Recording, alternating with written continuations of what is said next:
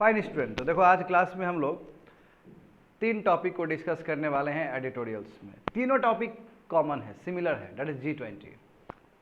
ये जो ग्रुपिंग है 20 का, इसमें तो हिस्ट्री भी समझेगा कि G20 कैसे स्टार्ट हुआ और भारत ने इस बार जो सबमिट किया तो क्यों इतना अपलोड किया जा रहा है वर्ल्ड में, इसका क्या रीज़न है।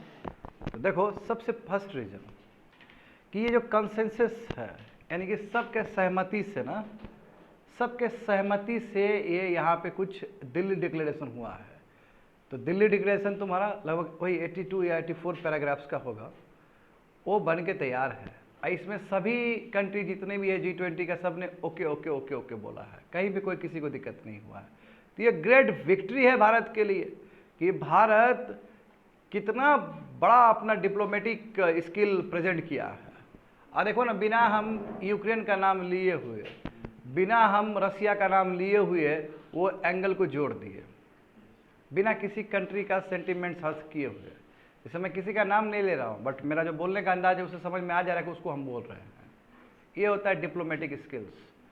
और जब तुम्हारा सेनापति ही इतना खतरनाक हो, यानी मोदी जी इतना खतरनाक है, और राम जी जानते हो जयशंकर साहब है, तो और वो डिप्लोमेटिक स्किल के लिए जाने जाते हैं स्टूडेंट। हमारे जो शेरपा है, शेरपा का मतलब होता है भारत सरकार को जो रिप्रेजेंट करता है G20 में, अमिताभ कांत बेहतर काम किए हैं, बहुत ही बेस्ट काम किए हैं। जीत आप पीछे निर्मला सीतारमण भी बैठी हुई है ना, बिल्कुल। तो ये भारत का एक बहुत बड़ा जीत है, डिप्लोमेटिक विक्ट्री है। तो इसका समझेंगे ये ऐसा क्यों बोल रहे हैं। हाँ, दूसरा देखो 335 अफ्रीकन यूनियन को शामिल कर लेना G20 में, इससे दिखता है कि यस भारत में दम है। नहीं तो इंडोनेशिया का जब प्रेसिडेंसी था तभी हो जाता, उससे पहले भी तो बहुत सारे कंट्री को प्रेसिडेंसी मिला था। आखिर क्या रीजन है कि भारत की अगुवाई में ही अफ्रीकन यूनियन को मिला है। ये दिखता है कि भारत कितना एक इम्पॉर्टेंट पावर बन चुका है दुनिया में। भारत ओके बोलेगा तो बाकी कंट्री भी बोला ठीक है, बड़ी बात है ना।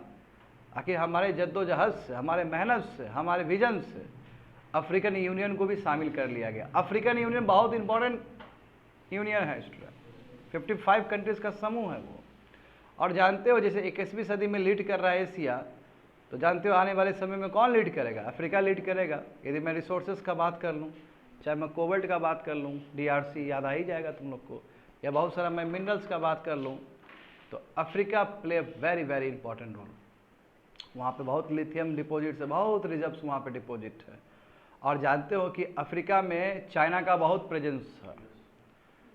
तो ये सही तरीका है कि जिस हिसाब से हम यूरोपियन यूनियन को अफ्रीकन यूनियन को शामिल किए हैं G20, अब G21 बन जाएगा, तो उस हिसाब से देखा जाए तो भारत का जो स्तर है वो बहुत बड़ा है। और ये राइट टाइम है तुम्हारा इस फ्रूट को एंजॉय करने का, और ज़्यादा ज़्यादा हम कोऑपरेशन करें किसके साथ? अफ्रीका के साथ, ताकि हमारा ट्रेड एंड कॉमर्स और बढ़े।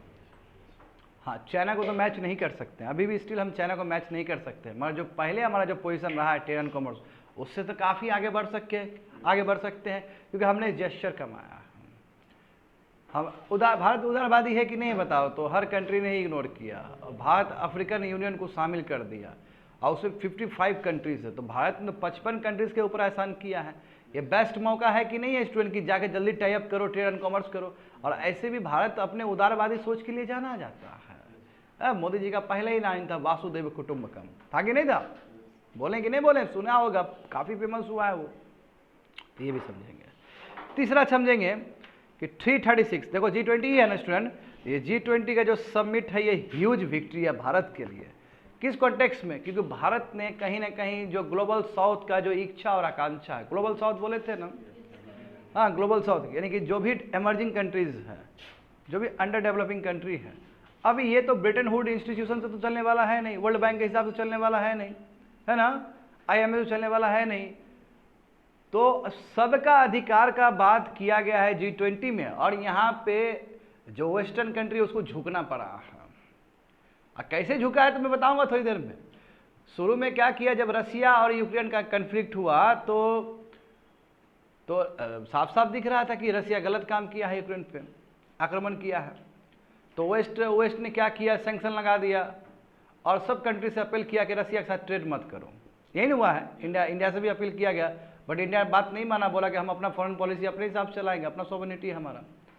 तो बहुत सारा कंट्री जो बात माना ग्लोबल साउथ वाला, एक तो तुम ग्लोबल साउथ का है, ग्लोबल साउथ का मतलब केवल साउथ ही नहीं है, ग्लोबल साउथ का मतलब एक टर्मिनोलॉजी है जहाँ पे हम डेवलपिंग कंट्री का बात कर रहे होते हैं। इसमें 100 कंट्री से भी ज़्यादा कंट्रीज होते हैं, तो डेवलप कंट्री बहुत कम है, जो ज़्यादा है तुम्हारा डेवलपिंग कंट्री है। अब डेवलपिंग कंट्री ये वेस्टर्न कंट्री के पाले में आ गया, यानी कि डेवलप कंट्री के पाले में आ गया। क्यों? क्योंकि बोला कि ये ट्रेड कॉमर्स मत करना रसिया के साथ। जब ये ट्रेड एंड कॉमर्स नहीं किया, ये कंट्री का हालत ख़राब हो गया। अब वही तेल तुम दूसरे जगह से मंगवाओगे तो महंगा पड़ेगा, कंट्री में इन्फ्लेशन आ जाएगा, कंट्री में मार आ जाएगा ना। तो अब इन लोगों को लगने लगा, डेवलपिंग कंट्री को लगने लगा कि अब वो डेवलप्ड कंट्री का साथ देंगे तो नहीं चलने वाला है। रसिया को बैन करने से कोई फायदा नहीं है। फर्टिलाइजर कितना महंगा हो गया, और जानते हो लीस्ट डेवलपिंग कंट्री में तो स्थिति बहुत ज़्यादा खराब हो गया, माल न्यूट्रिशन हो गया, फूड सिक्योरिटी का प्रॉब्लम है वहाँ पे, खाना जो पहुँच रहा था पहले, क्योंकि रसिया और यूक्रेन जो बहुत बड़ा बास्केट है वर्ल्ड का जानते हो ना। तो इसलिए सब लोग इंडिया का साथ दिया है, और डेवलप्ड कंट्री को भी पता चल गया कि अब डेवलपिंग कंट्री कोई वेस्टर्न कंट्री को साथ देने वाला नहीं, इसलिए झुकना पड़ा है, डेवलप कंट्री को झुकना पड़ा है। यहाँ पे जो अकर था वो अकर नीचे हुआ है। तो इंडिया ये भी चीज़ कर पाया है G20 में। तो G20 एक तरह से प्लेटफॉर्म बना है जहाँ पे ग्लोबल साउथ का एस्पिरेशन को रखा गया, और जो भी प्रियम्बल बना G20 का प्रियम्बल बना कि नहीं बना, G20 का प्रियम्बल जो बनता है कि क्या कंटेंट्स है 82 या 84 पैराग्राफ्स में, उसमें कंटेंट्स में देखोगे तो जितने भी कंटेंट्स है सब ग्लोबल साउथ के लिए ही इंपॉर्टेंट है। उसमें साफ साफ लिखा गया है कि क्लाइमेट चेंज के वजह से बहुत क्षति हुआ डेवलपिंग कंट्री में, कौन पैसा देगा? तुम देगा डेवलप कंट्री को, इतना इतना भरना पड़ेगा तुमको। तो पूरा एस्पिरेशन देखोगे ना, पूरा एस्पिरेशन डेवलपिंग कंट्री का दिखता है उसमें। तो G20 ये भारत के अध्यक्षता के अंदर ही हुआ है।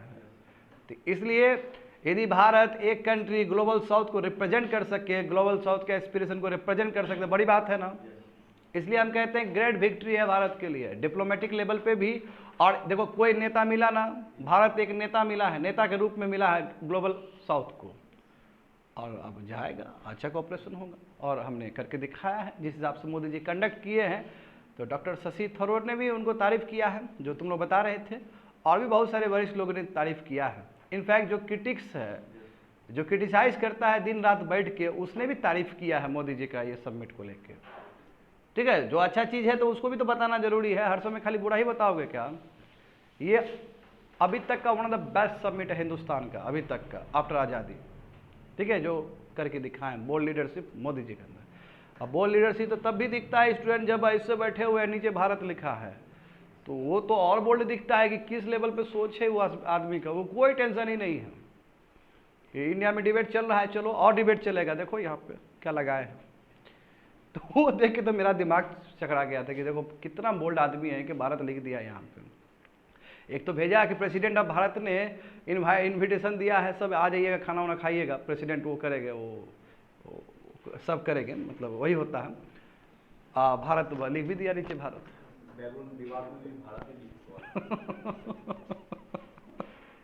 गजब बात है, गजब बात है ये, समझे रहे? किसी का हिम्मत नहीं हुआ अभी तक करने का, मोदी जी करके दिखा दिया। देखो 334 समझ गए ना, सार समझ गए अंदर का बहुत सारा चीज, तो अब समझेंगे, देखो और अच्छे समझेंगे। देखो 334 सबका सेम ही रहेगा, तीनों का सिलेबस सेम ही रहेगा स्टूडेंट। GS2 देखो international relation, bilateral, regional and global groupings and agreements involving India and और अफेक्टिंग इंडियाज इंटरेस्ट। ये इंडियन एक्सप्रेस में आया था 11 सितंबर को। तो मामला देखो, हाँ G20 जो लीडर समिट हुआ है, जो जिसको बोलते हैं दिल्ली डिक्लेरेशन, क्योंकि दिल्ली में हुआ था दिल्ली डिक्लेरेशन, जब इंडोनेशिया में होगा तो वो जिस जगह पे होगा वो डिक्लेरेशन, बाली डिक्लेरेशन हुआ था। तो ये दिल्ली डिक्लेरेशन बहुत ही कंसेंसस है, मतलब कंसेंसस मतलब क्या, सबके सहमति से ओके हुआ है। बड़ी बात है ना, इतना कंट्री सब ओके बोल देना बड़ी बात है कि नहीं है? तो अब देखो मैं एक एक लाइन तो नहीं पढ़ूंगा स्टूडेंट, मगर तुमको सार बताऊंगा अंदर का बहुत सारा चीज़ सब। G20 में देखो जो यूक्रेन का जो सबसे कंटेंशस इशू था, रसिया और यूक्रेन का बहुत बड़ा इशू था ना, उसको हमने डायरेक्ट नहीं लिखा, हमने दूसरे तरीके से बोला है। हमें दूसरे तरीके से हमने बोला है कि रसिया वार करना अच्छी बात नहीं है, वार करने से पूरा दुनिया पे ही असर पड़ता है। बात समझे? अब मैं तुम लोग को एक बताना चाहता हूँ कि G20 का जो निर्माण हुआ था स्टूडेंट, G20 का जो निर्माण हुआ था 1999 में हुआ था। हाँ, यानी कि 2000 से एक साल पहले की बात था। इसका निर्माण इसलिए, देखो प्राइम ऑब्जेक्टिव क्या था G20 को बनाने का। अभी G20 कंट्री में कौन सा कंट्री आएगा उस पर भी अध्ययन करेंगे हम लोग। मैं बता रहा हूँ कि ये ग्रुपिंग बनाने की क्या जरूरत था। हाँ, ये ग्रुपिंग बनाने की जरूरत इसलिए था स्टूडेंट कि इससे पहले तुमको जाना पड़ेगा, इससे पहले तुमको G7 समझना होगा। G7 निक्सन ने बनाया था वही 1973 में। G7 मतलब जो वेस्टर्न, जो तुम्हारा डेवलप कंट्री, जिसमें जापान वगैरह भी रहेगा, जर्मनी भी रहेगा और भी बहुत सारा कंट्री, जब डेवलप कंट्री हम। हाँ, बाद में G7 G8 भी बना, अब फिर G8 से फिर G7 भी बना, क्योंकि रसिया को निकाल दिया, क्योंकि उसने क्या किया, क्रीमिया पे अटैक किया था, इसलिए G8 को फिर G7 कर दिया गया। शुरू में G7 ही बना था, फिर G8 हुआ, फिर G7 बना। बात समझ में आ रहा, कहीं लिखा नहीं गया, बात समझो शुरू में कैसे स्थिति गया है आगे।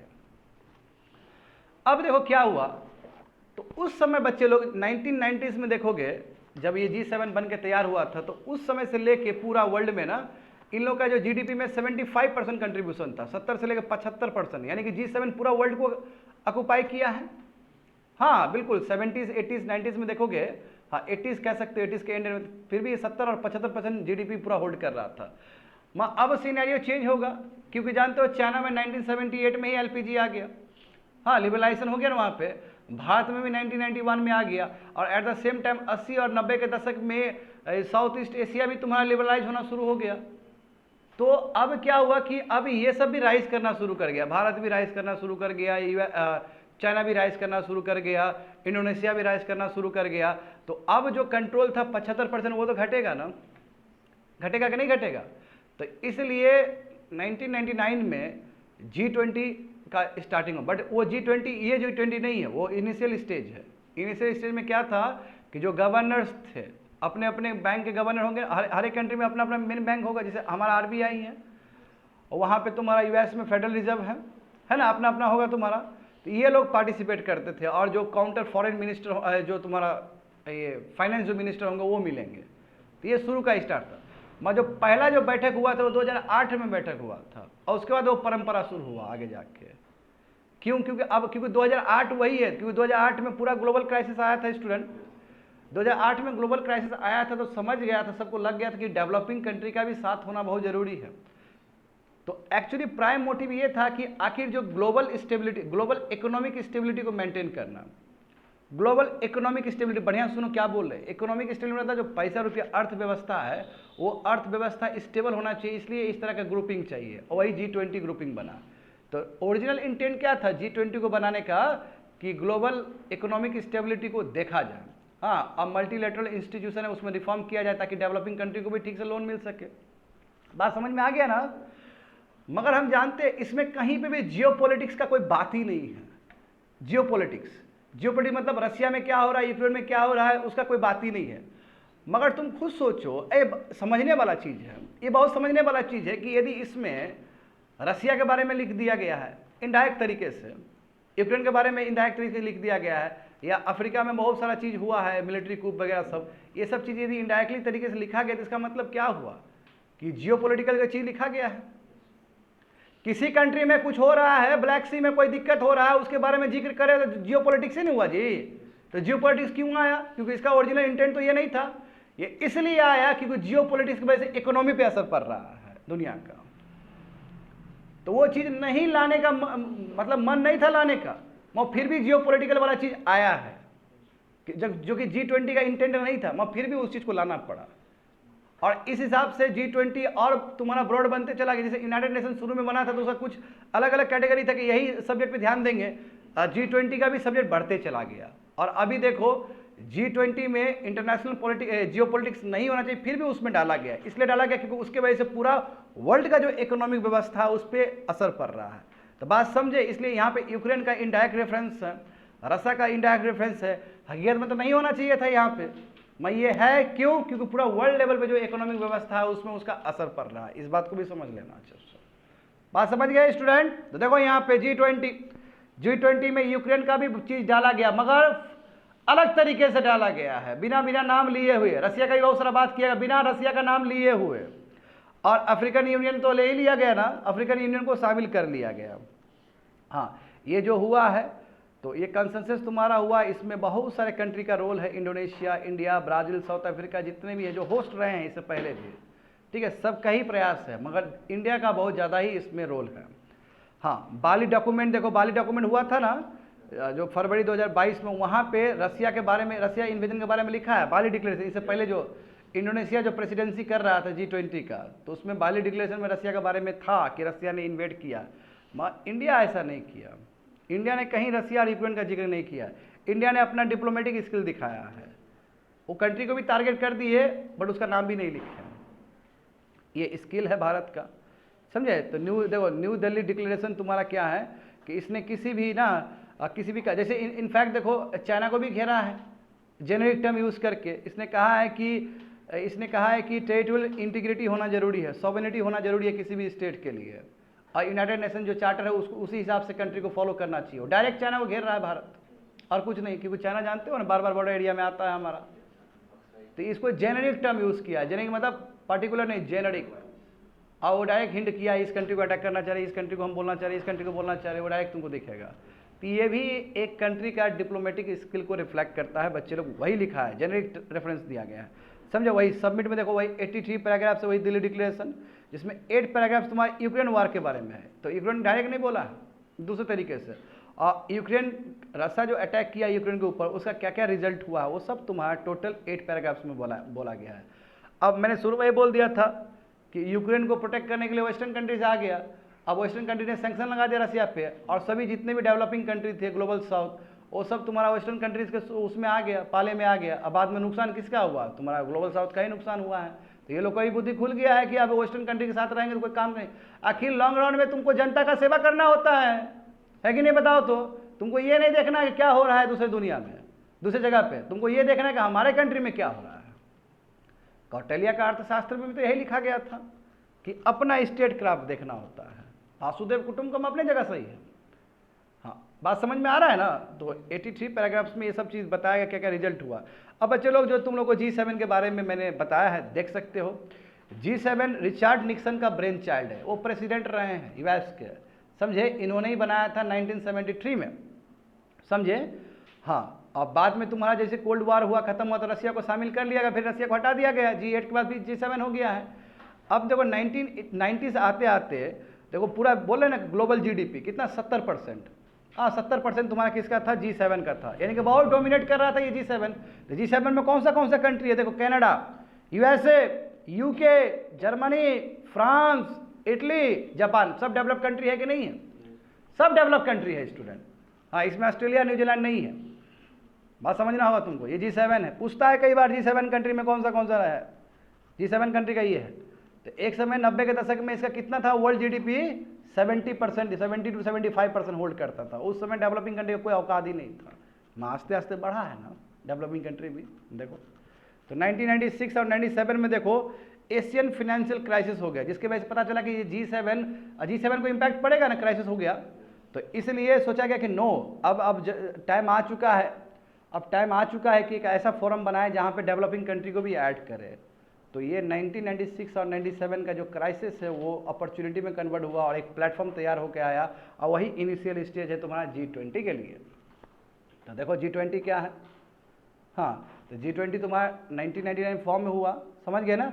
और जो पहला जो मीटिंग हुआ तो वो मिनिस्ट्रियल लेवल पे था, यहाँ का फाइनेंस मिनिस्टर, वहाँ का भी काउंटर पार्ट फाइनेंस मिनिस्टर रहेगा, और सेंट्रल बैंक गवर्नर जाते थे बातचीत करने के लिए, मीटिंग करने के लिए। अभी तो देखो ना, अभी तो हेड ऑफ द स्टेट जा रहे हो, अभी तो प्रधानमंत्री जा रहे हैं हमारे, बाइडन साहब आ रहे हैं। हाँ, वहाँ कहाँ, वो बाइडन साहब खुद आए हैं, या फिर कोई नहीं आ सकता तो शेरपा भेजो। बात समझे, मतलब आपका स्टेट को रिप्रेजेंट करने वाला, समझे। फिर देखो टू लेवल पे हेड ऑफ स्टेट वाला कॉन्सेप्ट 2008 में आया कि अब तुम्हारा जो रियल जो प्रेसिडेंट है, प्राइम मिनिस्टर, वो जाके जा रहे हैं, कब, 2008 में। हाँ, मगर बच्चे लोग ये भी हमको समझना होगा कि इसका परमानेंट सेक्रेटरीट नहीं है, परमानेंट हेडक्वार्टर नहीं है। क्यों, हर कंट्री प्रेसिडेंसी करेगा, जैसे इस बार इंडिया किया, इससे पहले इंडोनेशिया किया, फिर नेक्स्ट दिया जाएगा तुमको, नेक्स्ट किसको दिया जाएगा, ब्राज़ील को दिया जाएगा। वेरी गुड, ब्राज़ील को दिया जाएगा। तो रेजुलेशन मतलब लीगली बाइंडिंग नहीं है, रेजुलेशन तुम मान भी सकते हो, नहीं भी मान सकते, असर तो करेगा, असर तो करेगा, इतना चीज़ समझे। हाँ, आज जितना भी अलग मीटिंग है वो शेरपा टेक केयर करेगा। शेरपा का मतलब ही है हेड ऑफ स्टेट का पर्सनल रिप्रेजेंटेटिव, हेड के बिहाफ में ही शेरपा भी जो कर रहा है मोदी जी ही कर रहे हैं। अभी कौन है हमारे शेरपा, अमिताभ कांत हैं, समझे। तो देखो G20, अब बच्चे लोग G20 में देखो, G20 में मैं बताऊंगा कंट्री कौन सा कंट्री आता है। G20 का बात करते 85% ग्लोबल जीडीपी का है, यानी कि G7 छोड़ दो, वो तो गया, तो डेवलपिंग कंट्री मार लिया ना, डेवलपिंग कंट्री उदय हुआ है। 90 के दशक में आस्ते आस्ते फ्लरिश कर रहा है। चाइना जो 78 में अपना दरवाजा खोला, उसको 90 में फायदा होगा ना। भारत ने 91 में दरवाजा खोला, तो उसको 2000 में फायदा होगा ना। ये आ चुका है युग जहाँ पे भारत को तुम इग्नोर नहीं कर सकते हो। आज जब 2008 का जब क्राइसिस, ग्लोबल क्राइसिस आया था ना 2008 में, तो इसलिए भी हेड ऑफ द स्टेट वाला कॉन्सेप्ट आया है वहाँ पे 2008 के बाद। वो बिल्कुल वो होने के बाद ही हेड ऑफ द स्टेट का वो हुआ है 2008 में, ये भी समझ लेना, अचानक नहीं हुआ हेड ऑफ द स्टेट का। कि ग्लोबल क्राइसिस जो हुआ था तब पता चल गया कि इसको और बड़े लेवल पे ले जाना होगा, समझ गए। यहाँ पे देखो इसमें कौन सा कंट्री है, तो 19 इंडिविजुअल कंट्री है और एक as a European Union as a one country के रूप में है। हाँ, तो कहो ये सर यूरोपियन यूनियन के अंदर तो बहुत सारा कंट्री होगा, तो हाँ है ना, बहुत सारा कंट्री, 29 + 1, एक हटा नहीं, 29 कंट्रीज होगा, 30 नहीं 29 होगा, समझे ना। तो क्योंकि यूके हटा, इधर यूक्रेन को शामिल किया गया, इफ आई एम करेक्ट, समझ गए ना। ऐसे 29 30 होगा, समझ लो जो भी है, क्योंकि नाटो के साथ कंफ्यूज मत हो, ठीक है ना। वो नाटो है, नाटो स्वीडन गया है इधर, तो समझो 29 कंट्रीज होगा, 28 29 होगा, जाकर चेक कर लेना, वो दूसरा विषय है। तो European Union as a whole एक कंट्री भी है, at the same time individual country भी हो सकता है यूरोप का, ये भी समझ लेना है। तो वो होल रिप्रेजेंट कर रहा है, होल रिप्रेजेंट करेगा, उसका तरीका अलग होगा, बट इंडिविजुअल कंट्री भी हो सकता है। इसलिए कई बार कंफ्यूजन होता है स्टूडेंट को, कई बार स्टूडेंट कंफ्यूजन होता है कि यदि होल है यूरोपियन यूनियन तो फिर ब्रिटेन क्यों है अलग से, फिर फ्रांस क्यों है अलग से, टर्की क्यों है अलग से, क्योंकि टर्की भी तो तुम्हारा उसका यूरोपियन यूनियन का हिस्सा है। मगर फिर भी यूरोपियन यूनियन को एज अ ब्लॉक के रूप में देखा जा रहा है, और इंडिविजुअल कंट्री भी हो सकता है। बात समझ में आ गया ना। यहाँ पे देखो, उसके बाद देखो ये देखो, अब 2023 में सितंबर 2023 में तो एक और जोड़ दिए, यूरोपियन यूनियन को शामिल कर दिया। यूरोपियन यूनियन खुद तुम्हारा 55 कंट्रीज का ग्रुप है, अफ्रीका का है कि नहीं बच्चे लोग। तो G20 से G21 हो गया, कहने का मतलब ये हुआ। हाँ, आखिर नॉर्मल डिस्कशन G20 बनाया किस लिए गया है, तो देखो G20 बनाया गया वही international financial and monetary policy के लिए, कि पॉलिसी क्या होना चाहिए जो सबके लिए ग्लोबल स्टेबिलिटी ला दे, उससे समझे। हाँ, वही ग्लोबल फाइनेंशियल स्टेबिलिटी के लिए ही बनाया गया, कहने का मतलब ये है, यही टर्म नहीं यूज़ किए हम, ग्लोबल इकोनॉमिक फाइनेंशियल स्टेबिलिटी के लिए, बिल्कुल वही चीज़ है। और क्या है कि इंटरनेशनल फाइनेंशियल जो इंस्टीट्यूशन है, IMF हो गया, वर्ल्ड बैंक हो गया, उसमें रिफॉर्म्स लाना, ताकि डेवलपिंग कंट्री और लीस्ट डेवलपिंग कंट्री को भी पैसा मिल सके अपना इंफ्रास्ट्रक्चर के लिए और अपना कोई भी व्यवस्था के लिए, काम के लिए, और वर्ल्ड इकोनॉमिक डेवलपमेंट करना, पूरा दुनिया का ही उत्थान हो, इसलिए ये इसका काम है। हाँ, रिसेंट टाइम में जानते हो इसका मैंडेट बढ़ते चला गया, जस्ट लाइक यूनाइटेड नेशंस, और हॉरिजन बढ़ते चला गया, और सब्जेक्ट ये लेना शुरू कर दिया। अब यहाँ पे समझो बच्चे लोग, तुम लोगों के मन में क्यूरियोसिटी होगा कि आखिर G20 में कौन सा कंट्री आता है। तो पहला वाला मत देखो, नेक्स्ट देखो, इसका तोड़ के बताते हैं। देखो यहाँ पे, तो पहले हम नॉर्थ अमेरिका और साउथ अमेरिका के देखते हैं। नीचे देख रहा है ना तुम लोग, 2 मैप दिया गया है। हाँ, कनाडा है, ये वाला बच्चा लोग, ये वाला समझ गए ना। तो ऊपर वाला लेते हैं, नॉर्थ अमेरिका का देखते हैं, कनाडा है, यूनाइटेड स्टेट्स है, मैक्सिको है, 3 कंट्री हो गया। इधर ब्राजील लो, अर्जेंटीना लो, कितना हो गया, 2 हो गया, 5 हो गया ना, 5 साइड करो। यूरोप का देखो, यूरोप में एक यूरोपियन यूनियन अलग से, यहाँ देखो यूके, फ्रांस, जर्मनी, इटली, समझ गए ना। इसको जो ये यूरोप का याद करना होगा। G20 को पहले भी क्वेश्चन पूछ लिया गया कि G20 में कौन मेंबर नहीं है नहीं, कौन नहीं है, ये पूछता है, समझे। तो ये याद कर लो, जर्मनी, फ्रांस और इटली, और UK and European union. Africa में देखो, अभी तक तो साउथ अफ्रीका था, अब नया शामिल हो गया ना ये अफ्रीकन यूनियन भी, तो इसलिए देखो वैल्यू एडिशन है मैप में। अब उसके बाद जहाँ तक सवाल है एशिया का, तो एशिया देखो, इधर मिडिल ईस्ट में देखोगे तो टर्की और सऊदी अरब, ठीक है। इंडिया देखो, इंडिया और चाइना याद कर लोगे, रसिया है, जापान और साउथ कोरिया याद कर लोगे, और ऑस्ट्रेलिया याद करोगे। न्यूजीलैंड बिल्कुल नहीं है, न्यूजीलैंड नहीं है G20 में, इस बात को समझना होगा। और इधर इंडोनेशिया है, सिंगापुर वगैरह भी, वियतनाम भी नहीं है स्टूडेंट, इंडोनेशिया है, क्योंकि इंडोनेशिया भी इमर्जिंग इकोनॉमी है। बात समझे। तो सबको जोड़ोगे तो 19 कंट्री है, +1 तुम्हारा क्या ब्लॉक है। अब तो एक ब्लॉक और जुड़ा, इसलिए हम कह सकते हैं कि G21 हो जाएगा वो। होप से समझ, पहला फिगर समझ जाओगे, सबको अकुमुलेट करोगे तो पहला फिगर हो जाएगा। आगे बढ़ो। हाँ, मोदी जी बोले हैं ना, वासुदेव कुटुंबकम का बोले हैं। अब मोदी जी कितना अच्छा बात किए हैं। देखो, मोदी जी बोले कि वर्ल्ड एक फैमिली है, समझे, और हमें क्या, एक दूसरे का प्रोग्रेस को देखना चाहिए, इनकरेज करना चाहिए। हाँ, बॉर्डर देखने से नहीं होगा, लैंग्वेज आइडियोलॉजी अलग अलग हो सकता है, बट वी आर फैमिली। जो भी प्रोग्रेस होना चाहिए वो ह्यूमन सेंट्रिक होना चाहिए, आदमी का प्रोग्रेस होना चाहिए। एक अर्थ है तो बिल्कुल हमें साथ में आके इस अर्थ को सींचना होगा, नर्चर करना होगा अच्छे से। बात समझे, एक फैमिली है तो एक दूसरे को सहयोग करना होगा हमें। देख रहे हो ना कितना बढ़िया बढ़िया शब्द है। और एक ही फ्यूचर, यही ना थीम था इस बार, one earth one family one future, ये थीम था इस बार का G20 का। तो सब बता रहा है कि वन अर्थ का मतलब क्या है, कैसे हम प्लानेट को नर्चर करें, प्लानेट को बचा के चले, आके एक ही प्लानेट है हमारे पास।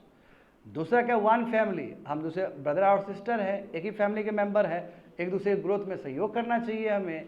और तीसरा क्या, वन फ्यूचर, आखिर फ्यूचर क्या है, शेयर्ड है, सेम ही है, हम एक दूसरे से जुड़े हैं कि नहीं। ग्लोबलाइज वर्ल्ड में एक कंट्री दूसरे कंट्री से जुड़ा हुआ है ना, एक में कहीं पे असर पड़ेगा दूसरे कंट्री को असर पड़ेगा। जैसे यूक्रेन और रशिया का हुआ है तो असर पड़ा ना दुनिया को। हाँ, कोविड-19 कहाँ से आया, असर पड़ा ना दुनिया को। तो वही बोला कि फ्यूचर मतलब वन फ्यूचर, मतलब हमें साथ में आगे चलना होगा। हाँ, जो कि अनडिनाइबल ट्रूथ है, यानी कि सब हम लोग एक दूसरे से कनेक्टेड है, फ्यूचर भी हमारा एक ही है, वन फ्यूचर। तो सबको मिल के काम करना होगा, ऐसा मोदी जी ने बोला है। हाँ, अच्छा, आखिर क्यों भारत का ये मीटिंग सक्सेसफुल रहा है, इसके पीछे क्या लॉजिक है, आखिर क्यों इतना बेहतरीन रहा है? तो इसके पीछे मैराथन दौर है स्टूडेंट, इस चीज़ को तुम लोग नहीं समझोगे। तुम लोग G20 मीटिंग हुआ, सब लोग आया, फोटो खिंचाया, वायरल हुआ वीडियो, नो, इससे पहले भी प्रयास जारी था। जब से भारत को प्रेसिडेंसी मिला तब से लगभग 60 सिटी में मीटिंग हुआ है। हाँ, वो अलग बात है कि उस समय कंसेंसस नहीं हो पाया, मगर दिल्ली डिक्लेरेशन में कंसेंसस हो गया सब। तो लगभग 200 मीटिंग हुए हैं, 200 मीटिंग हो चुका है बाबू ये G20 समिट से पहले भारत में, और ऐसे 60 सिटीज में मीटिंग हुए हैं। ये अपने आप में रिकॉर्ड है अभी तक का G20 का, इतना बड़ा कोई मीटिंग नहीं किया था। और लगातार मीटिंग हुआ, जब लगातार मीटिंग हुआ तो वैल्यू एडिशन कितना ज़्यादा होगा, और इसलिए भारत का पैसा भी खर्च हुआ अच्छा खासा, खर्च हुआ है अपने जगह पे है, मगर भारत का स्टेचर भी तो बढ़ा है, इस बात को भी समझना होगा। टूरिज्म कितना हुआ होगा भारत का, सोचो तो। देखा होगा डांस करते हुए IMF की वो जो महिला जो डांस कर रही थी जिस गाने पे, उस गाना ऐसे फेमस हो जाएगा, वो डांस फॉर्म ऐसे फेमस हो जाएगा। समझ में आ रहा है ना? पैसा ठीक है, ऐसा चीज़ के लिए पैसा खर्च करो ना, गलत क्या है, आपका टूरिज्म प्रमोट होगा। अब पीछे कितना बढ़िया बढ़िया थीम सब था। ये जो बोल रहा है कि मधुबनी पेंटिंग है, तो वहाँ पे कलाकार ऐसे भी GI टैग मिला है और प्रमोट हो जाएगा। देखो यहाँ पे तो 60 सिटीज़ में होना अपने आप में ये बहुत बड़ी बात है। अब बताओ केवल 60, अब बताओ इसमें 125 कंट्रीज़ का वॉइस चुना गया।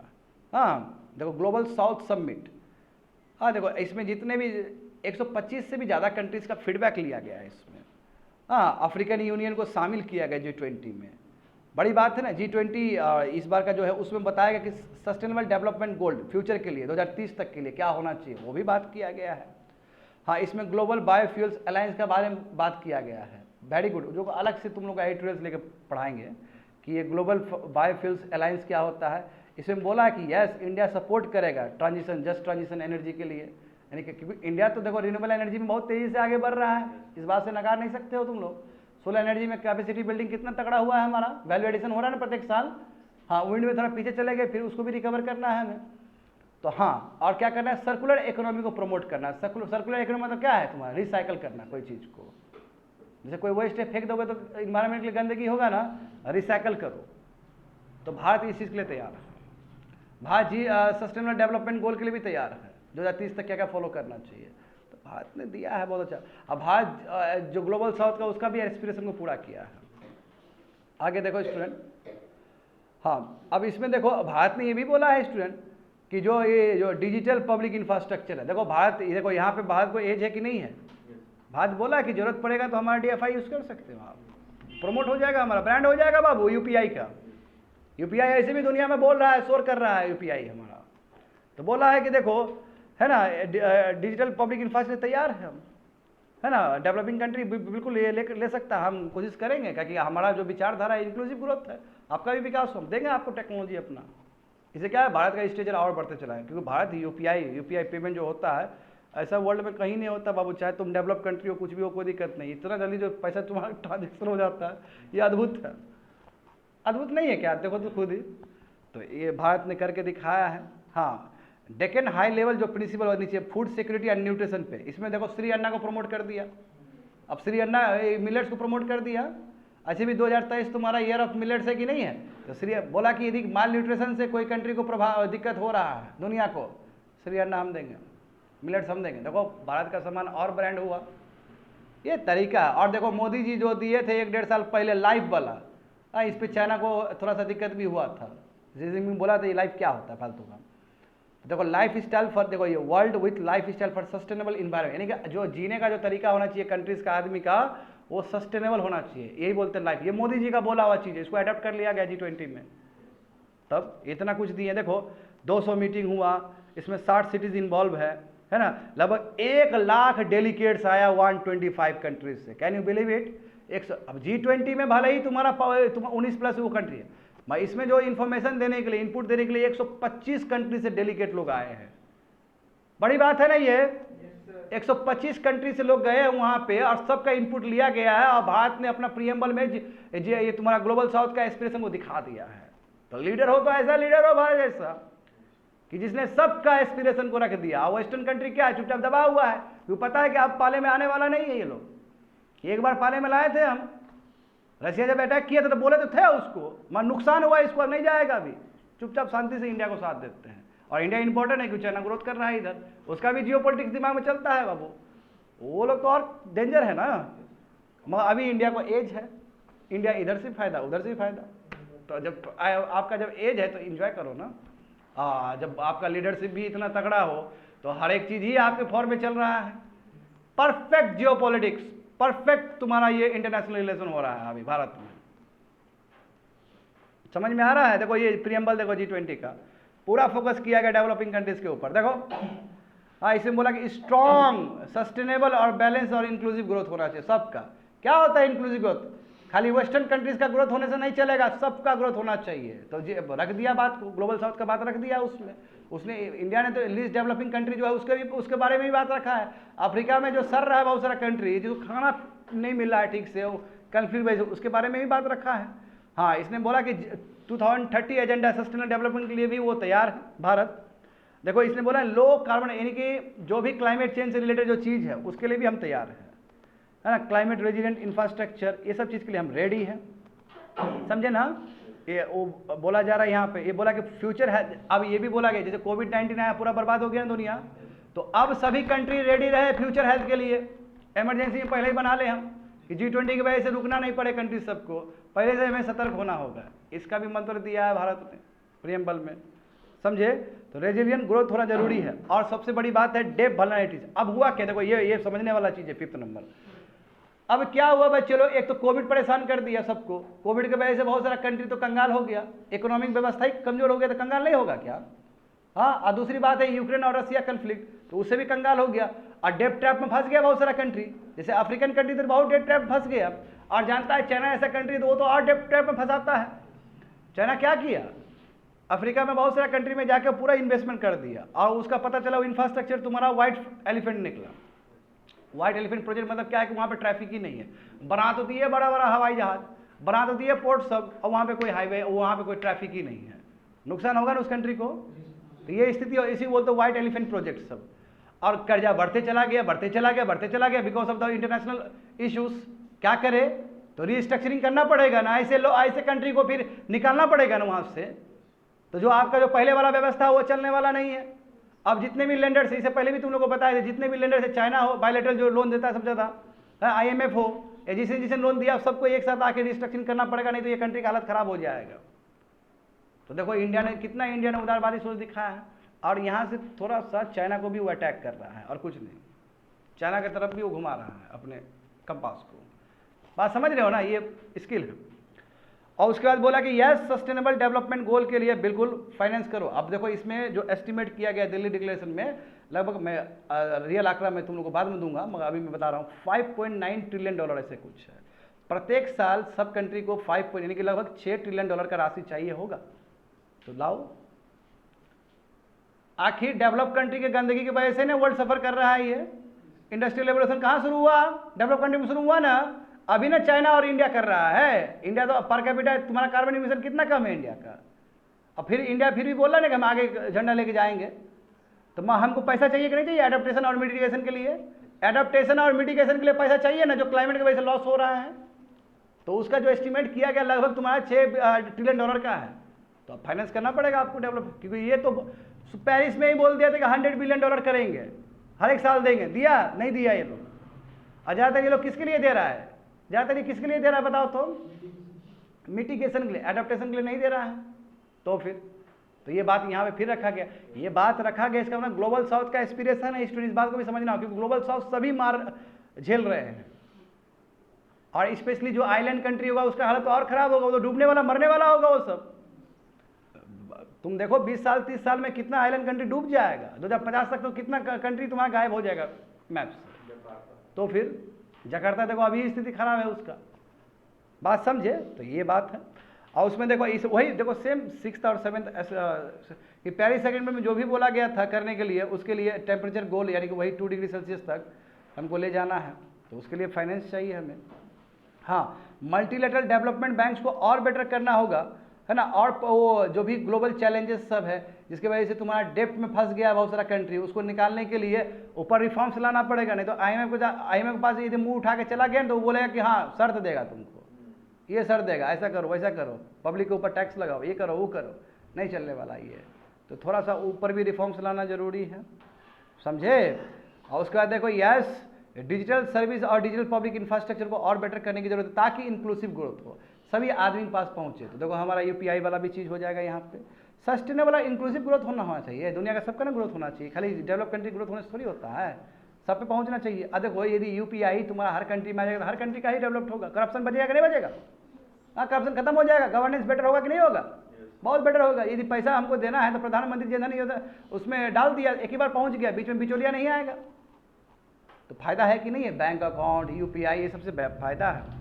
Sustainable, quality, healthy, safe and gain employment जरूरी है कि नहीं बताओ तो, एम्प्लॉयमेंट को भी बढ़ाना है, इस पर भी फोकस किया गया है। हाँ, महिलाओं का पार्टिसिपेशन बनाना है, वर्कफोर्स महिलाओं को डिसीजन मेकर्स बनाना है, इकोनॉमी में उसको डालना है। और इतना ही नहीं, डेवलपिंग कंट्री या लीस्ट डेवलपिंग कंट्री सबको साथ में लेके चलना है, ये प्रियम्बल है।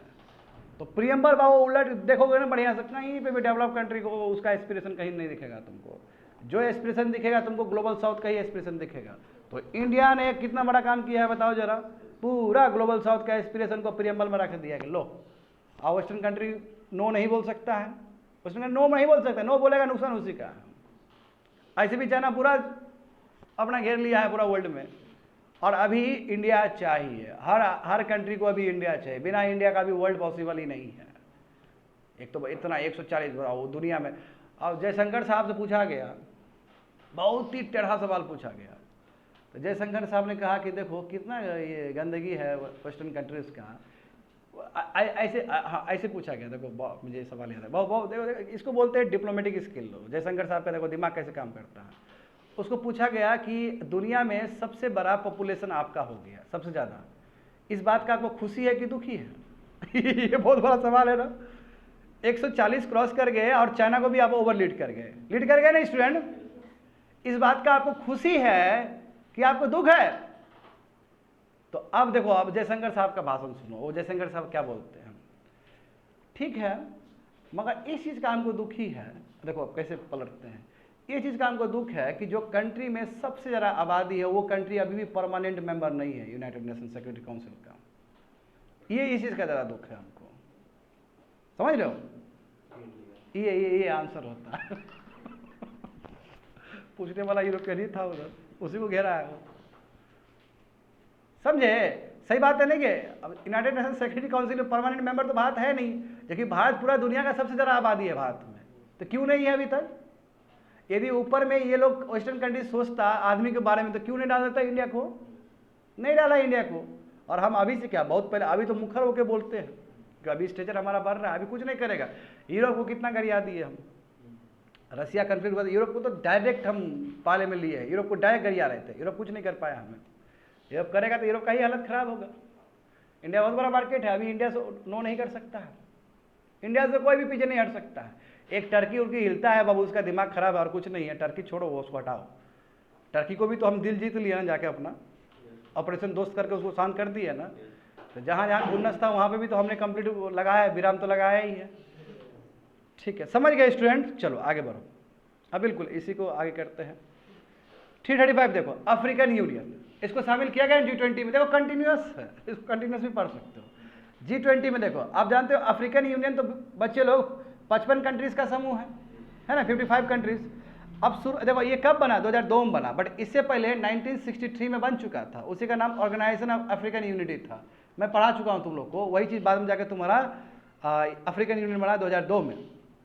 इसको यदि हम एंट्री करवाते हैं G20 में, यूरोपियन यूनियन, इसका बहुत फायदा होगा। क्यों? अरे भाई डेमोग्राफिक वेट देखो ना, यहाँ पे भी पॉपुलेशन अच्छा खासा है। दुनिया, अरे मैं बताऊंगा, दुनिया में अच्छा खासा रिप्रेजेंट करता है पॉपुलेशन ये भी। और रिजर्व कितना पड़ा हुआ है, बिजनेस होने का चांस कितना है, बहुत चांस है। अफ्रीका का बहुत पोटेंशियल है इकोनॉमी का, है ना। तो देखो अब फॉर्मल कंसेंसस तो हो गया था उसी में, जो अफ्रीकन यूनियन का जो समिट हुआ था फरवरी में, वहीं बात हो गया था। अब मोदी जी वहीं बोल दिए थे कि हम पक्का दिलवा देंगे आपको, टेंशन मत लीजिए, हम दिलवा देंगे। अब मोदी जी दिलवाए और मोदी जी करके दिखाएं। वही जयशंकर साहब का भी इंटरव्यू बहुत वायरल हो रहा है कि मोदी जी बोले थे और मोदी जी करके दिखा दिए थे बाली समिट के टाइम में ही। और अफ्रीकन ये जो तुम्हारा अफ्रीकन यूनियन का जो समिट हुआ था फरवरी, उस समय भी बात था देंगे। और उसके बाद फरवरी से लेकर अभी तक का बीच में इंडिया ने क्या किया, सबको लेटर लिखा, हमारे प्रधानमंत्री ने लेटर लिखा सब कंट्री को कि देखो ये फिर अफ्रीकन यूनियन को दिलाना बहुत जरूरी है, बहुत पीछे कंट्री है, ये भी ग्रोथ करेगा, ये पूरा लिखा है बेचारा। अब सब कंट्री को भेजा है, मान लिया। देखो वही लिखा गया ना, देखो वहाँ पे क्या लिखा गया कि इंडियन प्राइम मिनिस्टर ने लेटर्स लिखा है, हाँ, ताकि इसको ही मिलना चाहिए। दिल्ली समिट में मिल गया, thanks to our prime minister. अब देखो क्यों अफ्रीकन यूनियन इंपॉर्टेंट है। देखो डेमोग्राफिक देखो, 18% वर्ल्ड पॉपुलेशन को ये रिप्रेजेंट करता है, 55 कंट्रीज। अफ्रीकन यूनियन मतलब 55 कंट्रीज, हाँ। और दुनिया का 20% ग्लोबल लैंड उसी के पास है। मगर दुर्भाग्य की बात है, जहाँ तक ग्लोबल ट्रेड का बात, तो मात्र 3% है। ये तो बहुत ज़्यादा पोटेंशियल जा सकता था। बताओ इतना बड़ा लैंड, 20% लैंड 3% ट्रेड कर रहा है। समझे स्टूडेंट, ये प्रॉब्लम है। देखो जहाँ तक सवाल है, देखो मात्र अफ्रीका ही ऐसा कंटिनेंट है जहाँ पे तीनों ही रेखा गुजरती है, जानते हो ना, इक्वेटर, ट्रॉपिक ऑफ कैंसर और ट्रॉपिक ऑफ कैप्रिकन। इसका मतलब रिन्यूएबल एनर्जी फुल भरा हुआ वहाँ पे। टैप करो ना उसको टैप करो। देखो 45% रिन्यूएबल एनर्जी पोटेंशियल रखता है ये कंटिनेंट खुद अकेला, समझे। वर्ल्ड का मिनरल रिसोर्सेज 30% तो इसी के पास है। और शुरू में जो आया यूरोपियन लोग आया तो मिनरल्स को देखते हुए ना आया था स्टूडेंट। डायमंड माइनिंग जानता है ना, गोल्ड माइनिंग जान रहे हो ना तुम लोग। तो फिर शुरू से इतिहास रहा, अफ्रीका को दबोचा है, टेक्नोलॉजी लाया यूरोप से, खा गया उसको पकड़ के।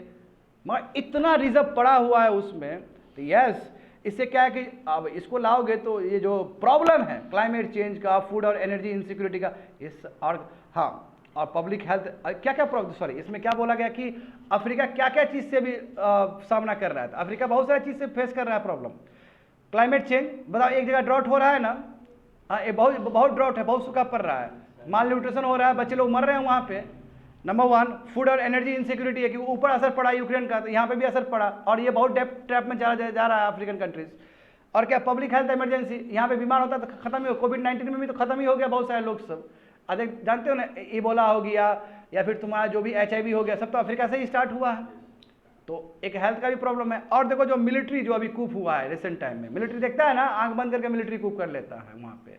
तो ये सब चैलेंजेस है। जब इसको इस तरफ हम शामिल करेंगे G20 में, तो ये प्रॉब्लम से उभर पाएगा। समझ गए ना, हाँ। तो देखो इसमें समझ लो बच्चे लोग, अफ्रीका, अब देखो अब जैसे इंक्लूजन किए G20 में, तो जो यूरोपियन यूनियन का जो सोच है कि 2023 तक हमें सस्टेनेबल इकोनॉमिक ग्रोथ करना है, तो वो भी पूरा हो पाएगा उसका। तो उस कंट्री को भी, यूरोपियन यूनियन को भी तो साथ चाहिए दुनिया का। अभी तक इसको तुम इग्नोर कर रहे हो, समझे। तो करेंटली देखो अब अफ्रीकन यूनियन को कितना पैसा चाहिए, उसको लगभग एक साल में 1.3 ट्रिलियन डॉलर रुपया चाहिए, ताकि वो क्या कर सके, जो क्लाइमेट चेंज के वो अपना डेवलपमेंट नीड्स के लिए काम कर सके। सस्टेनेबल यानी कि उसको प्रोजेक्ट बनाना है, रिन्यूएबल एनर्जी तैयार करना है, अच्छा इंफ्रास्ट्रक्चर बनाना है, सस्टेनेबल इंफ्रास्ट्रक्चर बनाना है। उसके लिए उसको प्रत्येक साल कितना चाहिए, लगभग 1.3 ट्रिलियन डॉलर चाहिए। ये कहाँ से मिलेगा, जब पूरा कंट्री का सहयोग रहेगा तब मिलेगा। इसलिए मोदी जी प्रियम्बल में बोल दिए थे ना कि इतना इतना हमको चाहिए मिटिगेशन और एडाप्टेशन के लिए। बात समझ गए स्टूडेंट, यहाँ पे समझो। अफ्रीका देखो नेक्स्ट ग्लोबल ग्रोथ हब है, ये तो मानते हो ना, मैं हमेशा बोला हूँ 21वीं सदी यदि भारत का सदी है, एशिया का सदी है, तो 22वीं सदी तुम्हारा अफ्रीका का होगा। इस बात से इनकार मत करो। तो अभी इस चीज़ को समझो ना, तो परमानेंट मेंबर बनाना बहुत इंपॉर्टेंट चीज़ है, क्योंकि इसका जियोपॉलिटिकल पे बहुत बड़ा असर पड़ेगा। क्योंकि हम जानते हैं कि अफ्रीका क्या है कि नेक्स्ट ग्लोबल ग्रोथ हब होने वाला है। क्या रिसोर्सेज नहीं है बच्चे लोग, देखो मोरक्को के पास दुनिया में सबसे ज़्यादा फॉस्फेट रिजर्व्स है, उसका यूज़ होगा। हाँ, DRC कॉन्गो जानते हो ना तुम लोग, ह्यूज कोबाल्ट का ही है, यही 2023 का UPSC का सवाल है। और नाइजीरिया गैस तो इतना है, नाइजीरिया में इतना गैस भरा हुआ पूरा यूरोप को वो दे सकता है, इतना ज़्यादा भरा हुआ वहाँ पे। तो कॉपरेशन चाहिए ना, जब वर्ल्ड का कॉपरेशन होगा तब ना ये रिजर्व निकाला जाएगा। जब रिजर्व देखो, जैसे मिडल ईस्ट में दुनिया में पड़ा हुआ था नीचे, ये बुड़बकी लोग था ना मिडल ईस्ट, वहाँ वेस्ट कंट्री जाके एक्सप्लोर किया ना, एक से एक वहाँ पे बनाया ना तुम्हारा। याद करो, यूएस अपना ऑयल मार्केटिंग कंपनी ले गया वहाँ पे, वहाँ से निकाला, अब फेमस हो गया ना, बहुत पैसा कमाया ना सऊदी अरब सब, ये क्यों नहीं कमा सकता है? यहाँ पे भी तो रिजर्व, उससे ज़्यादा रिजर्व पड़ा हुआ है दुनिया का, बिल्कुल उसको चांस मिलना चाहिए। और टिल नाउ अफ्रीका है, तो बताओ अभी तक बेचारा कभी भी ग्लोबल मीटिंग में कभी भी इसका शेयर रहा ही नहीं, क्योंकि उसका कोई बात ही नहीं रहा है। ये अब समय आ चुका है, इसको इग्नोर नहीं करना है। और दूसरी बात ये स्टूडेंट कि हाँ, इंडिया देखो, इंडिया का जेस्चर बहुत अच्छा है अफ्रीका के साथ, मैं इंडिया का जेस्चर और बढ़ाना पड़ेगा, हम चाइना को कम्पीट नहीं कर सकते हैं, क्योंकि चाइना का प्रेजेंस बहुत भयानक है, मैं बता चुका हूँ तुम लोग को। आगे देखो स्टूडेंट, तो सम प्रोग्रेस देखो, अभी देखो भारत का जो प्रोग्रेस अभी जो हुआ था अफ्रीका के साथ, अफ्रीकन यूनियन का बात कर रहा हूँ मैं, इंडिया अफ्रीका तुम्हारा first ever joint army chief, यानी कि यहाँ के भी आर्मी चीफ आए, वहाँ के भी आर्मी चीफ आए थे तुम्हारा ये 2023 में 1 जनवरी सब में। उसका देखो इंडिया अभी की डिफेंस सप्लायर बना है अफ्रीका का बहुत सारा कंट्री, जैसे सेशल्स हो गया, इधर मॉरिशस हो गया, मोजाम्बिक हो गया, तो हमारा बहुत सारा गया है, वेपन सब गया है, तो थोड़ा सा बिजनेस बेटर हुआ है। 2017 से लेकर 2022 तक देखोगे तो इंडिया 3rd रैंक में आता है, जो हमारा सामान सब गया है, भारत में ही बना हुआ वेपन से वो गया वहाँ पे, समझे। और देखो और भी प्रोजेक्ट चल रहे हैं, हेल्थ से रिलेटेड, एजुकेशन से रिलेटेड, और रिन्यूएबल एनर्जी तुम्हारा सोलर प्रोजेक्ट रिलेटेड, वो कॉपरेशन हो रहा है, मगर ये और बढ़ाने की जरूरत है, क्योंकि हमसे कई गुना ज़्यादा प्रेजेंस चाइना का है। आगे देखो, तो G20 इंक्लूजन जो है एक तरह से हमको एक मोमेंटम देगा, क्योंकि बाबू आँख में पानी रहेगा ना, आँख में पानी रहेगा, जो कोई नहीं कर सका वो इंडिया कर दिया, गला भी मिला रहा है, देखता है आमतौर पर मोदी जी गला मिलाते हैं, मगर वो जो अफ्रीकन यूनियन का जो प्रेसिडेंट था वो मोदी जी से भी ज़्यादा टाइट गला मिलाया है, उसको इतना खुशी था। जैसे मोदी जी मिलाएंगे तो एक तरफ ना, मैं ऐसे मिलाया, हम देख रहे थे वही उनका हाव देख रहे थे, जैसे मोदी जी मिलाते तो ऐसे ही मिलाते हैं, वो भी आया, वो ऐसे भी मिलाया, फिर ऐसे घुमा, ऐसे भी मिलाया, वो दोनों तरफ मिलाया है, गला मिलते ना ऐसे करके, तो एक तरफ मोदी जी तो ज़्यादा एक तरफ मिलते ना, देखना तुम वहाँ पे वीडियो में समझ में आ जाएगा। अब फिर वो ऐसे गया, फिर इधर भी लगा है, वो इतना खुश था वो जब इतना तुम नाम कमाए हो, अपना तुम जेस्चर कमाए हो, सही समय है हिट करो, हथौड़ा गर्म है हिट करो। और अभी अब तुम चाइना को रातों रात तो तुम सरप्राइज नहीं कर सकते हो, मत तुम्हारा गुडविल है। ऐसे भी देखो चाइना का प्रोजेक्ट की वजह से वहाँ बहुत ज़्यादा दिक्कत हुआ है, बहुत सारे पीपल लोग जो special some sections of people वो अपोज किया है कि चाइना जो करता है वो डेप ट्रैप में फंसाने का काम कर रहा है। और चाइना का जो बेल्ट एंड रोड इनिशिएटिव जानते हो कितना कंट्री से घिरा हुआ है, अफ्रीका सब में भी पहुंच गया है वो, तो ये बेस्ट मौका है। चाइना का ऐसे भी स्ट्रक्चर नीचे जा रहा है, मतलब इस उतना जेस्चर नहीं है, मगर इंफ्रास्ट्रक्चर प्रेजेंट बहुत ज़्यादा है, तो इंडिया पहले कंपनी बेटर कर सकता है, और इंडिया और जो गैप है वो गैप को भरे, इंडिया बेस्ट मौका है ये, समझे। तो सबसे पहले हमको एशिया अफ्रीका का जो ग्रोथ कॉरिडोर जो 2015 में हुआ था ना मीटिंग, वो मीटिंग उसके बीच में नहीं हुआ, लंबा समय तक गैप रह गया, तो उसको फिर से रिवाइव करना होगा हमें, और इस हिसाब से कोशिश करना होगा कि जो G20 में हमें जो मिला है, जेस्चर जो मिला है, उस चीज़ से हम आगे खड़े हो सके, उसका डिविडेंड्स हम आगे प्राप्त कर सके। अभी तुम G20 में कर दिया या फिर अफ्रीकन, और उसका तुम ट्रेड एंड कॉमर्स ही नहीं किया, तुम्हारा प्रयास सब जीरो हो जाएगा, फिर दैट्स इट, खत्म कर दिया। आगे देखो स्टूडेंट, हाँ अब देखो नॉर्मली देखो बच्चे लोग, तो अब नॉर्मली G20 का काम क्या था, इकोनॉमिक स्टेबिलिटी वर्ल्ड का, पहले जियोपॉलिटिकल एस्पेक्ट को भी लिया गया, मैं बता चुका हूँ जियोपॉलिटिकल एस्पेक्ट को लेने की क्या जरूरत था, क्योंकि कोई भी जियोपॉलिटिक्स में कुछ हो रहा है तो असर क्या पड़ रहा है पूरा, हाँ वर्ल्ड को पड़ रहा है, इकोनॉमी पर पड़ रहा है, वर्ल्ड इकोनॉमी पर पड़ रहा है, इसलिए जियोपॉलिटिक्स लेना पड़ा। देखो G20 में बहुत ही शोक जताया गया कि आदमी को दिक्कत हुआ, ह्यूमन सफरिंग हुआ है, वार के वजह से, कन्फ्लिक्ट वजह से, किसको, अरे बताओ तो बच्चों, किसको ये पॉइंट आउट किया गया है, रशिया और यूक्रेन। जो यूपीएससी नहीं पढ़ता वो भी समझ जाएगा इस बात को।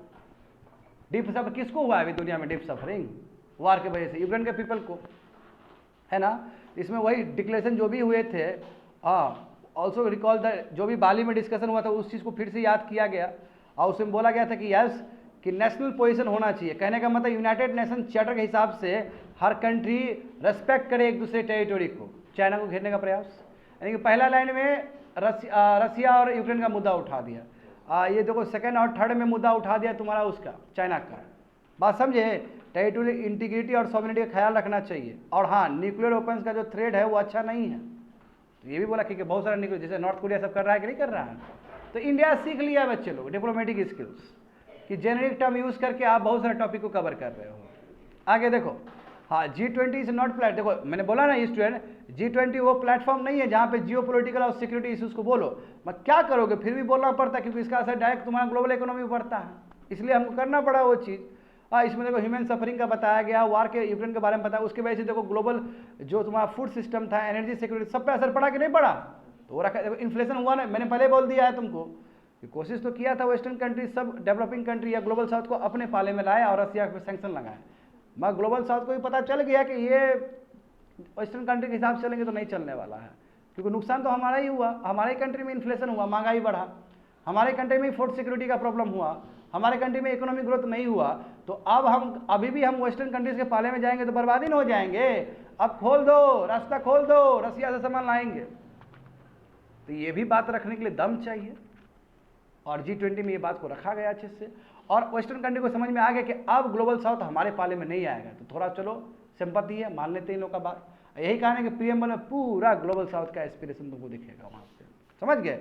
देखो इसमें टर्की, और बताओ टर्की और तुम्हारा वही टर्की मतलब इस्तांबुल का मेमोरेंडम ऑफ अंडरस्टैंडिंग साइन हुआ रसिया के बीच में, ठीक है, कि देखो वो जिसमें तुम्हारा रसिया से फूड प्रोडक्ट्स मंगवाएगा, फर्टिलाइजर मंगवाएगा, अभी बड़ी बात है ना, तुमको लगता है वेस्ट होने देता ये चीज़, बिल्कुल नहीं होने देता।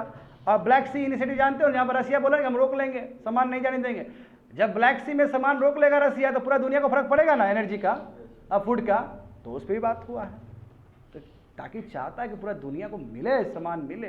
एक तो ऐसे ही डेप टैप में फंस गया, महंगाई हो गया, अब देखो इंडिया ने भी तो क्या किया, व्हीट बैन कर दिया ना, राइस बैन कर दिया ना, उसका भी असर पड़ रहा है दुनिया पे।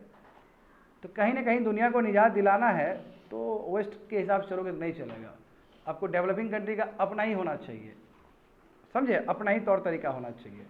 देखो इसमें वही बोला गया कि जो मिलिट्री डिस्ट्रक्शन हो रहा है और भी अटैक हो रहे हैं उसको सीसेशन करना चाहिए, उसको खत्म, क्योंकि बहुत देखो जब रसिया अटैक किया यूक्रेन पे, इंफ्रास्ट्रक्चर बर्बाद हुआ ना, उसका न्यूक्लियर पावर प्लांट बर्बाद हुआ कि नहीं हुआ, बिल्कुल ये सब चीज़ नहीं होना चाहिए, ढाई उसको बोला जा रहा है, समझ गया ना, टोटल बात किया गया है, इंटीग्रिटी सॉवरेनिटी वही सेम चीज़ है तुम्हारा, सेफगार्ड पीस स्टेबिलिटी सब होना चाहिए। अभी देखो मोदी जी ने 2 साल पहले भी जब व्लादिमीर पुतिन था तो उसके सामने में बोले थे ये बात कि today's era must not be a war, अभी का एरा वार का एरा नहीं है, डायरेक्ट उसको बोले हैं वो, और वो चीज़ यहाँ पे भी बोला गया, रखा गया है इस चीज़ को। अभी कुछ भी चीज़ सुलझाना है तो डिप्लोमेसी से सुलझाओ, बात विमर्श करके सुनाओ, डायलॉग ज़्यादा इंपॉर्टेंट है, समझ गए ना स्टूडेंट। आगे देखो यहाँ पे रसिया से, देखो रसिया ने क्या कहा कि भारत का जो प्रेसिडेंसी है वो बहुत ही इंपॉर्टेंट रोल प्ले करेगा। अब तुमको लगता है क्यों, आखिर भारत ने तो नकारा है उसको, क्योंकि भारत ने वेस्टर्न कंट्री को झुकाया है यहाँ पे, क्योंकि भारत एक होप बन के आया है ग्लोबल साउथ के लिए, और वो रसिया जो, क्योंकि रसिया का फेवर में भी तो हो ही रहा है, जब ग्लोबल साउथ का एस्पिरेशन रखा जाएगा तो ग्लोबल साउथ का एस्पिरेशन रसिया के साथ ट्रेड है, तो रसिया तो खुश ही होगा भारत से, और बाकी वेस्टर्न कंट्री खुश नहीं है, मगर फिर भी आना पड़ेगा उसको, नहीं तो यहाँ से बगावत हो जाएगा फिर ग्लोबल साउथ से। हाँ हमेशा उसका शुरू से हिस्ट्री रहा। देखो ये इसलिए बोला कि रसिया क्या बोले, देखो इंडियन प्रेसिडेंसी एक बहुत बड़ा रोल प्ले करेगा ग्लोबल साउथ के लिए, तो खुश हो रहा है कि भाई हमारा ट्रेड एंड कॉमर्स जो सैंक्शन लगा था मतलब ठीक हो जाएगा।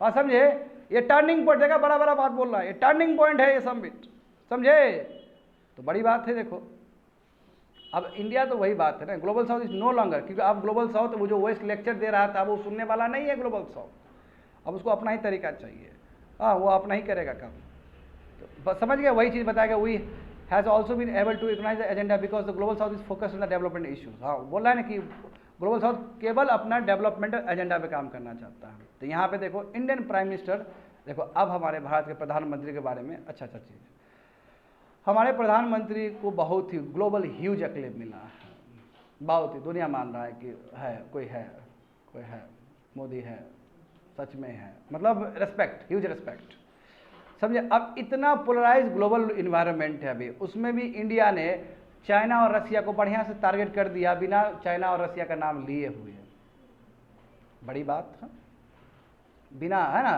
और चाइना और रसिया का कैसे कैसे लिया है तो वो भी जानते हो तरीका। वेस्ट तो हमेशा से लॉन्ग नैरेटिव था कि देखो रसिया का साथ मत दो, हमारा साथ दो, वो नैरेटिव भी तो टूट ही गया, वो भी टूट ही गया। कोविड-19 के बाद, यूक्रेन क्राइसिस के बाद, तो डेवलपिंग कंट्री ने जो मार झेला है तो डेवलपिंग कंट्री ही जानता है ना। अब देखो वेस्ट को कुछ ऑप्शन नहीं था, क्योंकि पता था कि ये अभी भी लेक्चर देंगे हम ग्लोबल साउथ कंट्रीज के ऊपर तो मानने वाला नहीं है। तो थर्ड में दिखाया गया, तो इसलिए कमिंग डाउन स्टेप, उसको नीचे उतरना पड़ा। वेस्टर्न कंट्री झुकने वाला नहीं है, उसको झुकना पड़ा और वो दिल्ली के पास करीब आया, वो समझे, ताकि ग्लोबल साउथ के कंसर्न को वो कर सके, एड्रेस कर सके। तो इसलिए स्टूडेंट, यूएस गेटिंग क्लोजर, इसलिए इंडिया ऐसा कंट्री के क्लोजर आ गया, क्योंकि उसको चाइना को भी तो कम्पीट करना है। सब चीज़ वही चीज़ है ना, वही सब चीज़ बता रहे हैं ना स्टूडेंट। तो इंडिया का जो डिप्लोमेटिक जीनियस है, इस चीज़ को भी हम समझ सकते हैं स्टूडेंट, कि बिना नाम लिए हुए हमने बहुत कुछ यूक्रेन को कर दिया है ना, उसको जिक्र कर दिया। ये बहुत बड़ी बात है भारत के लिए। और देखो, भारत ने ये बात भी तो रखा है कि मल्टीलैटरल डेवलपमेंट बैंक्स का रिफॉर्म्स होना चाहिए, ताकि पैसा मिल सके क्लाइमेट चेंज के लिए, ग्लोबल साउथ की तरक्की के लिए मिल सके, तो वो भी बात रखा है। टेक्नोलॉजिकल कैपेबिलिटी सब टोटल बोला कि ग्लोबल ऑर्डर एक बनना चाहिए, रिसेव होना चाहिए, क्योंकि अभी के ग्लोबल ऑर्डर में भी तुम्हारा IMF वेस्टर्न कंट्रीज ही ज़्यादा इन्फ्लुएंस्ड है। तो अब ऐसा ग्लोबल ऑर्डर बनना चाहिए जिसके वजह से ग्लोबल साउथ को फायदा हो। तो 83 पैराग्राफ्स का बना है इसमें कोई डिसीडेंट नहीं है, यानी किसी ने ना नहीं बोला, सबने हाँ हाँ हाँ हाँ बोला है। इसलिए हमारा ग्रेट सक्सेस है, इसलिए कंसेंसस बेस्ड हुआ है। तो दिल्ली डिक्लेरेशन अपने आप देखो, इसमें कोई no footnotes, no dissent, कुछ नहीं है ऐसा। तो ये हमारा एक बहुत ही बेहतर सबमिट रहा है, भारत ने झंडा गाड़ा है, समझे ना। तो इसलिए देखो कितना बढ़िया लास्ट में दिया गया है, if rising India needs a test to prove, यदि तुमको प्रूव करना है कि भारत सच में उदय कर रहा है कि नहीं कर रहा है, यदि अब तुमको ये प्रूव करना है तो जाके G20 देख लो। G20 में भारत ने जो करके दिखाया है, इसे साफ साफ दिखता है कि भारत उदय हो रहा है, वर्ल्ड स्टेचर भारत का बढ़ रहा है। That's it.